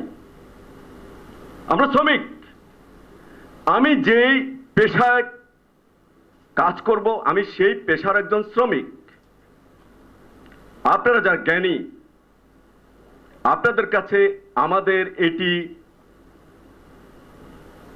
দাবি যে আমরা কিভাবে বাঁচবো, কিভাবে আমাদের পরবর্তী প্রজন্মরা এই কাজটি সম্পূর্ণ ভালোভাবে করতে পারবে সেটি নির্ধারণ করবেন। আমি এর মধ্যে দেখছি ফেসবুকে ব্যবসার উদাহরণটা আসছে। আমি যদি ছোট্ট করে জিজ্ঞেস করি, ফেসবুক ব্যবসা করতে গেলে কি 25% আর 30% কমিশন গুনতে হয় কি? ফেসবুকে টাকা দিতে হয়, সেটা 4 পয়সাও না ঠিক মতো, আধা পয়সা হবে হয়তো। আই এম সরি, আমি সাফারার, আমি সাফারার, প্লিজ আমাকে বলতে দিতে হবে, আমি সাফারার, আমাকে বলতে দিতে হবে। আমাদের এখানে গবেষণার বিষয়গুলো নিয়ে আমার তো এবং এজেন্ডা নিয়ে সেখানে আপনার পলিসি যদি সুনির্দিষ্ট পলিসি প্রস্তাব থাকে সেটা আপনি বলেন। এক্স্যাক্টলি আমার আমি আর একটু বলছি, আমি সাফারার তো সেজন্য আমার কষ্টটা বের হয়ে আসছে, আমাদের বলতে হবে, কিন্তু আমার কষ্টটা বের হয়ে আসছে। আমার গ্রামের পয়সার 30% কমিশন আমি গুনছি। আপনার কিন্তু পয়েন্ট নেওয়া হয়েছে, আর কোনো পয়েন্ট আছে বলবেন? Thank you. হ্যাঁ, আমার পয়েন্ট হচ্ছে এটাই, গবেষণার রেজাল্ট কি হবে আমি জানি না, তবে আমি চাই এই সেক্টরের শ্রমিকদের বাঁচার জন্য এবং এই সেক্টরে যে কমিশন বাণিজ্য চলছে, ফেসবুকের উদাহরণ দিয়ে 30% কমিশন। আপনি একই কথা রিপিট না করে কিছু পয়েন্ট থাকলে বলেন। I am sorry. তো যাই হোক, আপনারা এই বিষয়টি দেখবেন যাতে ওয়ার্ল্ডের 3rd ঝুঁকিপূর্ণ কাজ আমরা করি, ড্রাইভিং, যেখানে এখন বের হয়েছি ঠিক মতো বাসায় ফিরতে পারবো কিনা জানি না, কিন্তু আমার কোনো নতুন পয়েন্ট না থাকলে আপনাকে অসংখ্য ধন্যবাদ। Thank you, thank you, thank you everyone, thank you. আমাদের সঙ্গে আছেন বাংলাদেশ ইনভেস্টমেন্ট ডেভেলপমেন্ট অথরিটির সম্মানিত ডিজি জনাব জীবন কৃষ্ণ সাহা রায়, আপনাকে আহ্বান জানাচ্ছি বলার জন্য। আপনি যদি একটু বলেন যে বিনিয়োগের দিক থেকে বিবেচনা করে আমাদের এই বিষয়ে কি ধরনের, আমরা একটা পলিসি ফ্রেমওয়ার্কের কথা যদি ভাবি হওয়া উচিত, যেখানে শ্রমিকের বিষয় নিয়েও থাকবে, তাদের সুরক্ষার বিষয়টি। অ্যাকচুয়ালি বিডার মেইন কাজটাই হচ্ছে ইনভেস্টমেন্ট, এটা লোকাল হোক বা ফরেন হোক, আমরা ইনভেস্টমেন্ট নিয়ে কাজ করি। তো যেহেতু এখানে ডিজিটাল প্ল্যাটফর্মে অনেক বেশি ইনভেস্টমেন্টের বিষয় আছে, বিডা সরাসরি আসলে কোনো পলিসি মেক করে না বা কোনো রুলস রেগুলেশন তৈরি করে না। তো বিডা যেটা করে, যদি কোনো ইনভেস্টমেন্টকে হ্যাসেল ফ্রি করার জন্য বা কোনো ইনভেস্টমেন্টকে টেকসই করার জন্য কোনো পলিসি রিফর্মের প্রয়োজন হয় বা কোনো রিফর্মের প্রয়োজন হয়, সেই প্রপোজালগুলো সরাসরি যদি বিডার কাছে যায়, বিডা তখন গভর্নমেন্টের ওই এজেন্সির সাথে পার্সু করে ওই জিনিসগুলোকে ইমপ্লিমেন্ট করার চেষ্টা করে। এবং BIDA is of doing business নিয়ে কাজ করতে আপনারা জানেন, এখন ইনভেস্টমেন্ট ক্লাইমেট ইমপ্রুভমেন্ট প্রোগ্রাম একটা কর্মসূচি বিডার আছে, যার আওতায় বিডা বিভিন্ন রিফর্ম অ্যাক্টিভিটিসগুলো করে থাকে। তো আপনাদের এই গবেষণা থেকে যদি কোনো পলিসিতে কোথায় রিফর্ম করতে হবে বা কোনো পার্টিকুলার যদি কোনো সংস্কার প্রস্তাব থাকে এই লাইনে করার জন্য, বিডার কাছে আসলে বিডা এগুলো অন্য যে সরকারি সংস্থা করে তার সাথে পার্সু করে বাস্তবায়ন করার চেষ্টা করে। Thank you. Just like the conflicts or let's say the angst that we have seen and experienced over last an hour's time, I think I myself am a very conflicted person. I don't know exactly where I come from, because although I am a Director General in the Ministry of Foreign Affairs, but I also have an academic hat on. I work on artificial intelligence and particularly in blockchain and fintech and private equity. That's just my academic part, and that's more like a passion or an obsession. Now, I was thinking when I was listening to the Socialist Party representative over there, and I've worked with, because of my job and not because of my job, because of who I am probably, I've worked with socialist parties and communist parties across the Indian subcontinent, and I must admit that I must thank Dr. Anana Rahan for bringing at least 2 representatives who are very vocal about the rights and the responsibilities that the components of the state or the societies ought to have in terms of ensuring the rights of the workers. Now, who is a worker? That's a serious question. So what is the nature of the beast which is emerging at this moment? I believe that we are at the precipice of something which has been phenomenal, transformational, and foundationally impactful. That's a very interesting way of doing things. I should not be watching or promoting Netflix here, but have any one of you watched Peaky Blinders? Yeah. Good. That's precisely the answer that I was expecting. Yes. And apart from the, very interesting storylines and actors who are there, what you see in Peaky Blinders, what I see in Peaky Blinders, the reason that I had seen, apart from many other reasons, was the birth of Birmingham, right? The industrial Birmingham, how it was growing. Can we find some similarity with that feeling of getting a birth, getting birth as an industrial city, in the way that we feel ourselves across Bangladesh or across Indian subcontinent? Now, when I say something like this, I am actually violating my code of conduct as the Director General in the Ministry of Foreign Affairs. I cannot make a comment on either Bangladesh or any other country for any other reason whatsoever. But here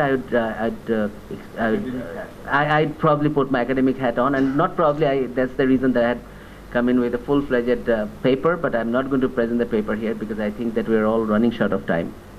The way that I see to it, I see that, since you asked about it, that it's a continuous dialogue. It's next week we are presenting a paper in Athens, that's on org tech, and that's with Oxford and Princeton.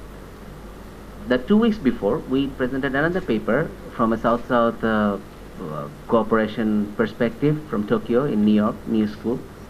Now, across these two domains, across the two platforms that we're working on, I have been working in, one was on gig economy in New York and how the prefigurative politics play a role in the way that gig economies work across the globe, and what happens to the individual worker. একজন বলেছেন কর্মী, that's a very strong word, কর্মী.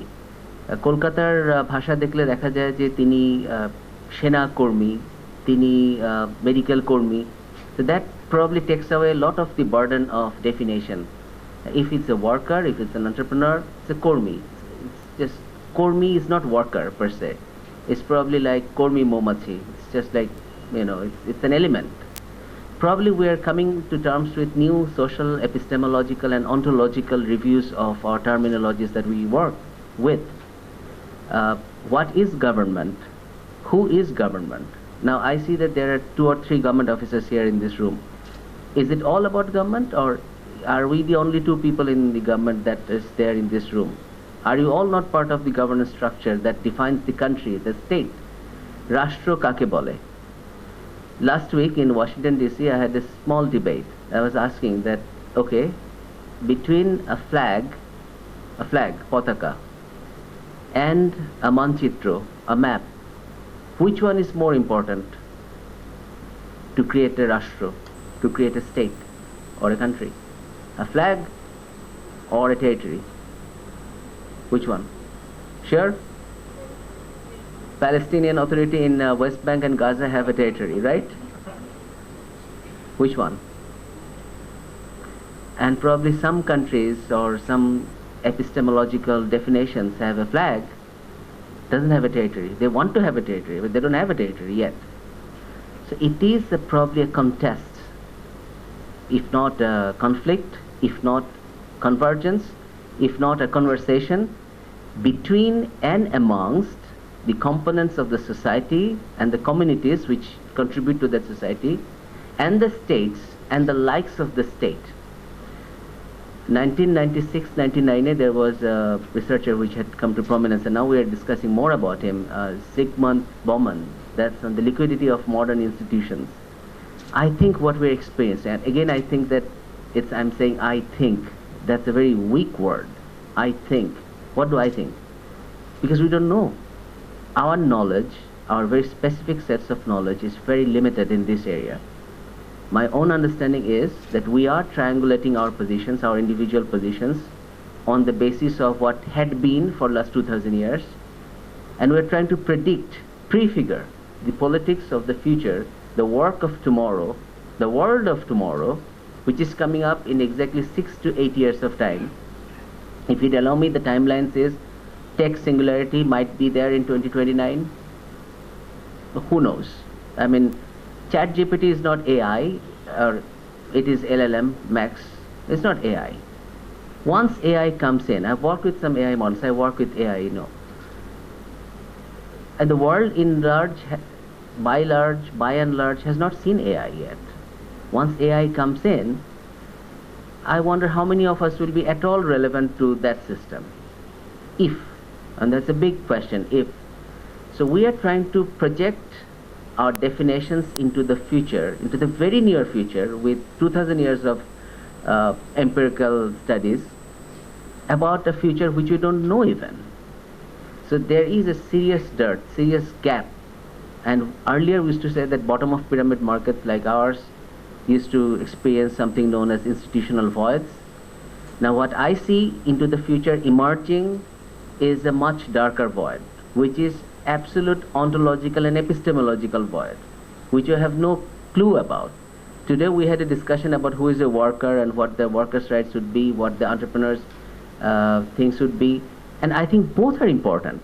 Now the shift from left to right, if there is a left and if there is a right, if it depends on wealth, income and inequalities, who knows? Where does it shift from being on the left to being on the right? What if someone, moves between both left and right at the same time? Now, we have spoken about platform economics. Are adjunct professors part of the platform economics? Honorary professors, forget about honorary, professor emeritus, adjunct professors, are they part of the platform economy? Yes, should be, ought to be. Now, would that constellation be subject to national laws and regulations in terms of international engagements? Because I teach in Oxford. So should my government's laws be applicable to me when I am in Oxford? Should Oxford's laws and regulations, not laws, norms and regulations be applicable when I am inside my country and making a comment about something? This is a serious issue. So I must thank Dr. Anand Rahan, his organization Fairwork, and also the Oxford Internet Institute and the German organization Berlin Social Studies. I must thank each of you, particularly for bringing focus to something which had not been. We are discussing, we are at the precipice, I told you in the very beginning. We are heading towards something very fast, which we know almost nothing about. We can only predict that, okay, these are the speculations that we have, but once it's almost like a submarine. Have you seen a submarine? Once it rises from below the ocean, small boats, all our lives are like boats. We are flying on a big sea, on a big ocean, with our small boats of our ideas, our thoughts, our prejudices, and our, ideations of the future. But once the submarine of the future rises, where we find ourselves is only a matter of time and space. How we contextualize ourselves, our definitions. So Professor Shamaruk's presentation 5 years from today, what it looks like, I would like to see. Our Socialist Party friends' ideas about the workers, and I agree with you, trust me, because as part of the bottom of pyramid, I fully agree with you. I would like you to actually represent me. And that's not a joke. The serious part is, who speaks about the human individual? We're all speaking about big corporates, entrepreneurs, governments. Government is the biggest corporate in the world. Don't quote me anywhere, but it is. In terms of the economy, it is. We are the largest player in the country. In Bangladesh, who is the largest player? Our budget is around 6.7, 6,70,000 koti taka hobe, right? So which organization is close to us? So when I was in the private sector, I started in a bank, and when I came back and joined the foreign service, I said, okay, fine. Now all the banks put together could be inside one of our wings. Yeah, that could be. So we are one of the largest. But who speaks about the human? Someone must speak about the human. Human ambition, human wish, human aspiration, human autonomy, human agency, human franchise. And that's not the freedom to choose. Freedom to choose is just one part. Once you have already autonomy, then you can exercise your freedom to choose. Freedom to choose comes only when you have autonomy. If you don't have autonomy, what do you do with it? So I must congratulate that someone is at least speaking about it. And someone must, because it's beyond the organizations that we represent. It's about us. Each of us is still humans. None of us is a cyborg. I don't see any cyborg yet. There might be one hiding amongst us, but who knows? But I don't see, I personally don't see any cyborg. But somebody has to speak about the human individual. And his autonomy, his means hers as well, and theirs agency, that if the human element can make its decisions, and the franchise, that if its decisions can be executed to the fullest, to the last person. And maybe one of the solutions that I would personally see viable at this moment, since you said what the government might be doing, smart contracts might be a way out. Might be, because how you design it, that would say a lot about it. If we design the bias inside that smart contract, then smart contracts themselves will be biased. But maybe smart contracts will have, maybe can have some sort of a answer to all these questions that we have. Now, definitely one system cannot provide all the answers, but again, thank you for creating this debate. And I just expect that tomorrow I don't lose my job for it. But for the wrong reasons, of course, not for the right reasons. But I'm sure that no one will notice it, because for many of us, it will simply just fly by. We will not even understand what we are dealing with, and we don't. As a system, I don't see many organizations dealing with it, or understanding the depth and the gravitas and the magnitude of what is coming up ahead. So it's a very timely debate that we have started. There's no conclusion. It's just, as you have said, কোনো একটা জায়গায় আসতে হবে. This is a very strange thing that we have in Bangla, ভাবনার জায়গাটা থেকে. Now, what is bhavna and what is জায়গা? That is something very subjective, and every individual might have his or her own individual definition of that bhavna and that জায়গা. Now, that's a very Banglaesque way of putting Kafkaesque realities into practice.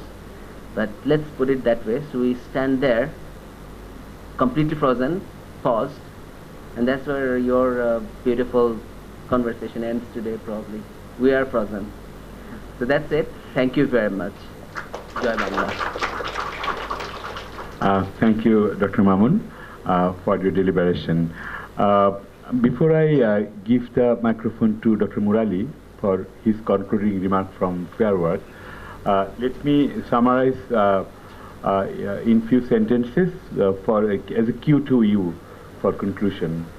The one takeaway from this seminar is that the government has willingness to contribute in making reducing the data opacity in gig economy, especially from the labor perspective. Second is that if we bring certain proposition, then there is an openness to consider and communicate. That's from the side of the government. From the platform, with the debates that we are having in our country, I'd just like to make one point. I think instead of getting bogged down in the debate versus whether somebody should be a worker or classified as an employee, I'm echoing with what everyone said, and also a shout out to Bilal Ahmed. I just want to say that, a couple of points. One is,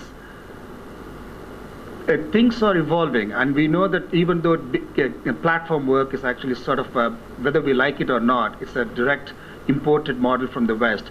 And now the West is slowly beginning to recognize that workers rights need to be protected.